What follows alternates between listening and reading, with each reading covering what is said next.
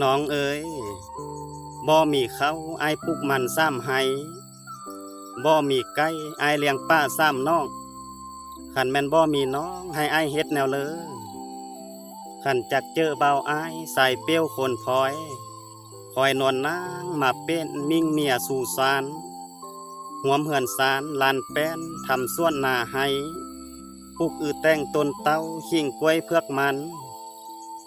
ขันแม่นางน้องพร้อมด้อมคู่เคียงสายเขาขัดต้านลานเฟืองเมื่อได้ไล่สิ้นสิพาพ่อแม่อายพ่อแม่สายข้อแต่งเอาแพงนางนัดลามาซ้อนหัวเหือนสุขเจอเด้เอาสบายดีพ่อแม่พี่น้องทุกท่านทุกคนเด้อมื้อนี้ก็นอนอยู่ไห้อยู่หน้าอยู่หัวไห้ไปหน้าเด้อพ่อแม่เด้อมื้อนี้ก็เด็ดผักกุดงองเนาะพ่อแม่เนาะ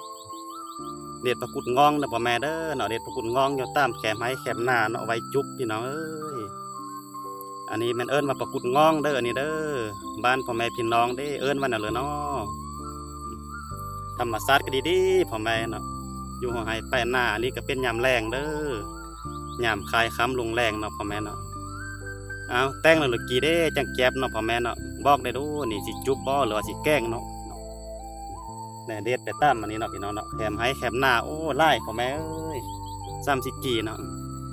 เอาจางแต่งกี่กะบอกได้เด้อพ่อแม่เด้อจางแต่ยู่ขวดกี่ก็บอกได้เนาะอีนั่นเลยเด้จังแก็บเนาะอันนี้ก็เด็ดเปิ้นนึงเนาะยำพอได้ไล่ไปเลยเนาะพี่น้องเนาะจะได้ก็เด็ดต่อเนาะเคยยู่เคยกี่บ่พ่อแม่เอ้ยเคยยู่เคยกี่กับคอมเมนต์เข้ามาบอกได้เด้อ